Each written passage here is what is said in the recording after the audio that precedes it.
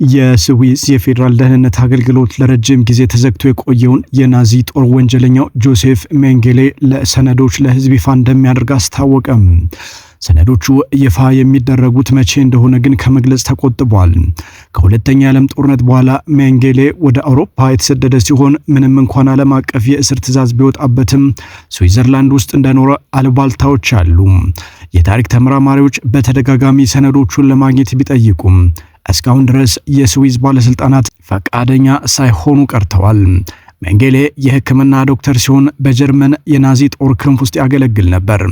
ሜንጌሌ ከናዚ ጀርመን ማጎሪያ ካምፖች አንዱና ትልቁ በሆነውና በፖላንድ በሚገኘው ኦሽዊትዝ ውስጥ ተመድቦ በሚሰራበት ወቅት የትኛው እስረኛ ወደ ቤርካናው ወይም ጋዝ ቻምበር መላክ እንዳለበት የሚወስነው እሱ ነበር። በዚህ የኦሽዊትዝ ማሰቃያ ውስጥ 1.1 ሚሊዮን ሰዎች የተገደሉ ሲሆን 1 ሚሊዮን ያህሉ አይሁዳውያን እንደሆኑ ይታመናል። የሞት መልአክ በሚል ቅጽል ስም የሚታወቀው ይህ ዶክተር በተለይ ህፃናትና መንትያ እስረኞችን ወደ መሞቻቸው ከመላኩ በፊት በመምረጥ ስቃይ ለሞላበት የህክምና ምርምር ያውላቸው ነበር። ከጦርነቱ በኋላ ልክ እንደ ሌሎቹ ከፍተኛ የናዚ መኮንኖች ስሙንና ዩኒፎርሙን ለወጠ። ሐሰተኛ ማንነት ተጠቅሞ በሰሜን ጣሊያን በሚገኘው የስዊዝ ቆንስላ ሐሰተኛ የቀይ መስቀል የጉዞ ሰነድ አስመትቶም ወደ ደቡብ አሜሪካ ተሰደደ። ቀይ መስቀል በጦርነቱ ምክንያት አገር አልባ ለሆኑ እንዲሁም ለሚሰደዱ አውሮፓውያን በሺዎች ለሚቆጠሩ ሰዎች ሰነዱን ይሰጥ ነበር። ነገር ግን ናዚዎች የሚጠብቃቸውን የህግ ቅጣት ለማምለጥ ይጠቀሙበት የነበረ ሲሆን ቀይ መስቀል በኋላ ላይ በጉዳዩ ላይ ይቅርታ ጠይቋል። በኦሽዊትስ ካምፕ በሜንጌሌ እጅ ከፍተኛ ስቃይ የተቀበሉት አይሁዶች ብቻ ሳይሆኑም ሮማውያን፣ ስላቮች፣ ኮሚኒስቶች፣ የግራ ፖለቲካ ቀንቃኞች፣ የናዚ ተቃዋሚ የሆኑ የጀርመን ዜጎችና የጦር ምርኮኞች ነበሩ። ሜንጌሌ ከጦርነቱ በኋላ ራሱንና ስሙን ደብቆ በአርጀንቲና በፓራጓይና በኮሎምቢያ እንደኖረ ይታመናል። በስተመጨረሻው ግን የብራዚል ትልቅ ከተማ በሆነችው ሳኦ ፖሎ እየኖረ እንደ አውሮፓውያኑ አቆጣጠር በ1979 በስትሮክ ተመቶ ህይወቱ አልፏል። ሜንጌሌ በላቲን አሜሪካ ይኖር እንደነበር የታወቀው እርሱ ከሞተ ከ13 ዓመታት በኋላ እንደ አውሮፓውያኑ አቆጣጠር በ1992 ነበር። ታዲያ የሜንጌሌ ከስዊዘርላንድ ጋር የነበረው ግንኙነት ምንድን ነው? ምንም እንኳን ሜንጌሌ እንደ አውሮፓውያኑ አቆጣጠር በ1949 ከአውሮፓ ቢሸሽም በ1956 ከልጁ ሮልፍ ጋር በስዊዝ አልፕስ የበረዶ ሸርተቴ ተዘናንቷል። ይህ መረጃ እንደ አውሮፓውያኑ አቆጣጠር በ1980ዎቹ ጀምሮ ይታወቃል። ከዚያ በኋላ በይፋ የቀረውን ህይወቱን በደቡብ አሜሪካ አሳልፏል። ነገር ግን የስዊዘርላንድ ታሪክ ጸሐፊ ሬጉላ ቦክስለር ሜንጌሌ በ1959 ላይ ዓለም አቀፍ የእስር ማዘዣ ከወጣበት በኋላ እንደገና ተመልሶ ወደ ስዊዘርላንድ መሄዱን ያስብ ነበር። ቦችስለር ስዊዘርላንድ ከናዚዎች ለሚሸሹ ሰዎች እንደ መሸጋገሪያ ሀገር ልታገለግል ትችላለች በሚል ምርመራ ባደረገበት ወቅት በሰኔ 1961 የኦስትሪያ የስለላ አገልግሎት ስዊዘርላንድን ሜንጌሌ በሌላ ስም እየመጣ እንደሆነና ምናልባትም በስዊዘርላንድ ግዛት ውስጥ ሊሆን እንደሚችል አስጠንቅቆ ነበር።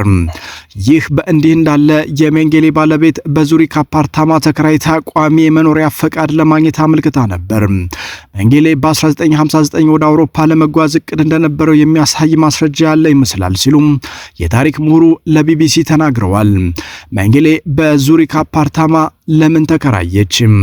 አፓርትመንቱ የመካከለኛ ገቢ ያላቸው ሰዎች በሚኖሩበት አካባቢ የሚገኝ ሲሆን የሜንጌሌ ቤተሰብም ከዚያ የበለጠ ማውጣት የሚያስችል አቅም ነበረው። ነገር ግን ለዓለም አቀፍ አውሮፕላን ማረፊያ ቅርብ ነበር። ቦችለር በ1961 አፓርታማው በክትትል ስር እንደነበር የሚያረጋግጥ የዙሪክ የፖሊስ ፋይሎችን ማየት ችለዋል። ፖሊስ የሜንጌል ባለቤት ማንነቱ ካልታወቀ ሰው ጋር ቮልስዋገኗን እያሽከረከረች ተመልክቷል። ግን ባሏ ነበር። እንደ አውሮፓውያኑ አቆጣጠር በ1961 እንደ ሜንጌሌ ያለ ማዘዣ የወጣበት የጦር ወንጀለኛን ለመያዝ የስዊዘርላንድ ፌዴራል ፖሊስ ያሳትፋል። በ2019 ቦችለር ሰነዶቹን ለማየት ወደ ስዊዘርላንድ ፌዴራል መዛግብት አመልክተዋል። ጥያቄያቸው ግን ውድቅ ተደርጓል።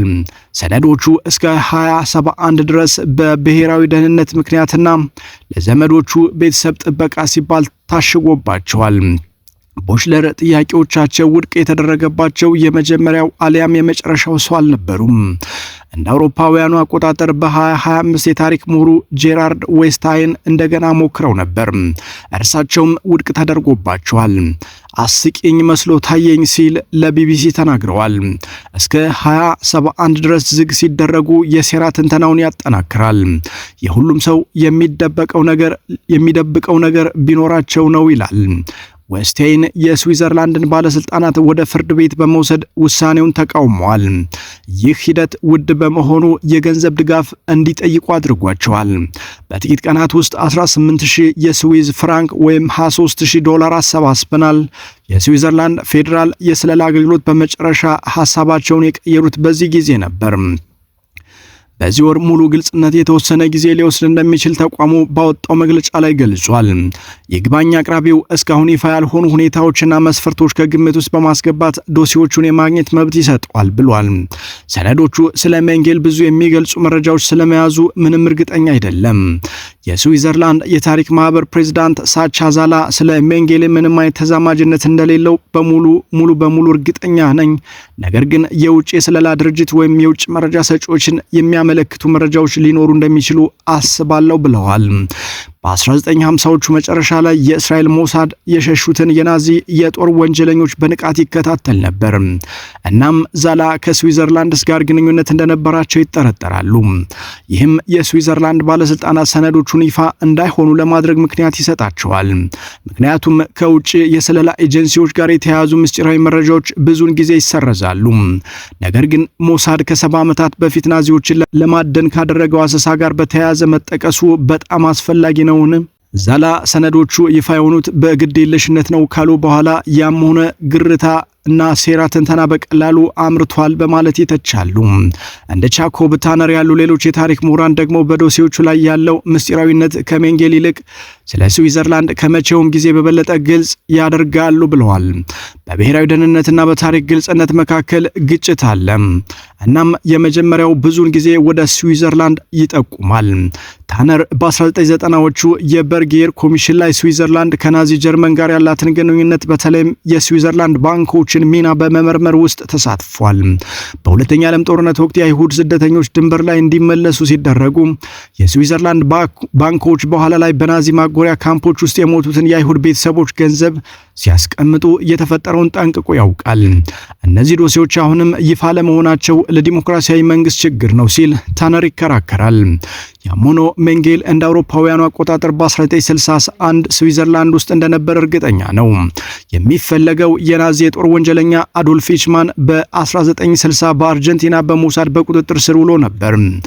እናም ወደ ደቡብ አሜሪካ የሸሹ ሌሎች ናዚዎች እነሱም አደጋ ላይ እንዳሉ እንዳሰቡና ጓደኞቻቸውና ዘመዶቻቸው የሚኖሩባቸው አውሮፓም የበለጠ አስተማማኝ እንደምትሆንላቸው የሚያሳይ ማስረጃ አለ።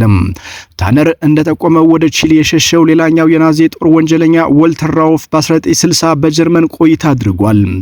በበርጌር ኮሚሽን ውስጥ ያገለገለ አንድ የታሪክ ምሁር በ1999 የሜንጌልን ፋይሎች በአጭሩ እንዲመለከት ከተፈቀደለት በኋላ በስዊዘርላንድ ግዛት ውስጥ መገኘቱን ማረጋገጥ ወይም ውድቅ ማድረግ የማይቻል ነው ብሎ ደምድሟል። ነገር ግን ይህ ስለ ጦርነቱ በሙሉ በ24 ጥራዝ ከቀረበው ዘገባ ውስጥ ጥቂት መስመሮች ብቻ ነበሩ። ፋይሎቹ እንደገና ዝግ ተደርገዋል። የታሪክ ምሁሩም ከ7 ዓመታት በፊት ሞቷል። ይህ በእንዲህ እንዳለ ዶሴዎቹ ለሕዝብ ይፋ የሚሆኑበት ጊዜ ቀኑ አልተቆረጠም። የፌዴራል የስለላ አገልግሎት ስለ ሁኔታዎችና መስፈርቶች የሰጠው መግለጫ ለዌስታይን አስፈሪ ይመስላል። ከግልጽነት ይልቅ ድፍንፍን ያለ ሰነድ እናገኛለን ብዬ ፈራለሁ ብለዋል። ቦችለር ሰነዶቹ በከፍተኛ ሁኔታ እንደሚሰረዙም ይሰጋሉ። ባለስልጣናቱን በፍጹም አላምንም፣ እንደ ኤፕሲን ፋይሎች እንዳይመሳሰሉ እፈራለሁ። እነዚህ የሜንጌሌ ሰነዶች ለምን ለረጅም ጊዜ ይፋ ሳይሆኑ ቀሩ የሚሉ ጥያቄዎችን ያነሳሉ። ሜንጌሌ ለ10 ዓመታት ምስጢራዊ ወሬና የሴራ ትንተና መነሻ ሆነው ቆይቷል። በፈጸመው አስከፊ ወንጀል ይቅርና ፈጽሞ አልተያዘም። በ1979 በብራዚል ሲሞት በሐሰት ስም ተቀበረ። ነገር ግን ወሬው መሰራጨቱን ቀጥሏል። በ1985 አስክሬኑ ተቆፍሮ ወጣ። በመጨረሻም በ1992 የዲኤንኤ ምርመራ አስክሬኑ የእሱ መሆኑን አረጋግጧል። በፈጸመው አስከፊ ወንጀል ፈጽሞ አልተያዘም። እንደ አውሮፓውያኑ አቆጣጠር በ1979 በብራዚል ሲሞት በሐሰተኛ ስም ነው የተቀበረው። ነገር ግን ወሬው መናፈሱ ቀጥሏል።